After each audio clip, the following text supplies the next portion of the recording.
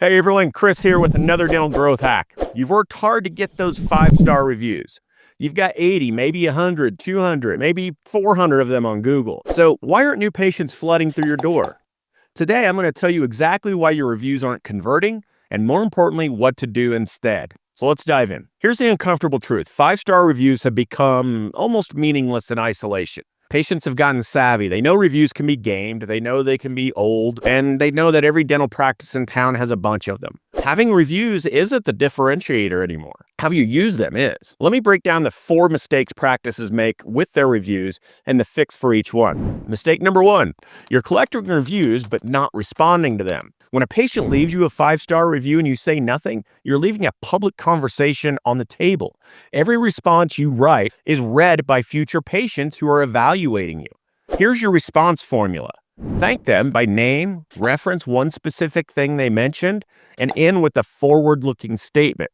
Like, thank you so much, Sarah. We're glad your crown experience was comfortable. That's exactly what we aim for.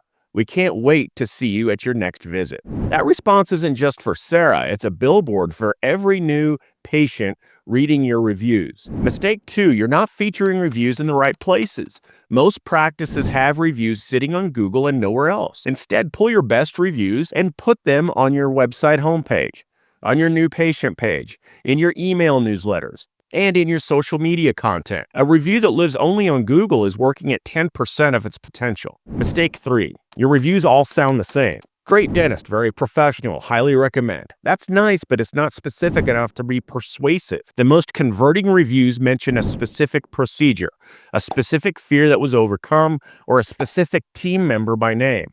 So start coaching patients on what to mention. When someone says, I love it here, train your team to say that means so much. If you ever feel like leaving us a review, it really helps when people mention what specifically made them feel comfortable. It helps other nervous patients find us. You're not writing the review for them. You're giving them a friend that makes their review 10 times more useful. And mistake number 4, you're ignoring your negative reviews. One negative review handled beautifully is worth more than 5 10-star reviews. When you respond to a complaint with empathy, your professionalism, and a genuine offer to make it right, you show every future patient that you're a patient that cares.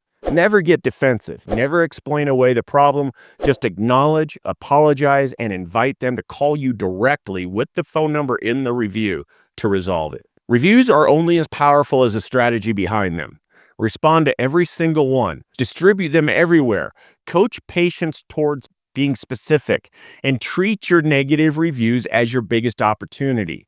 Do these 4 things and your reviews will actually start converting. That's your dental growth hack. Now go work those reviews.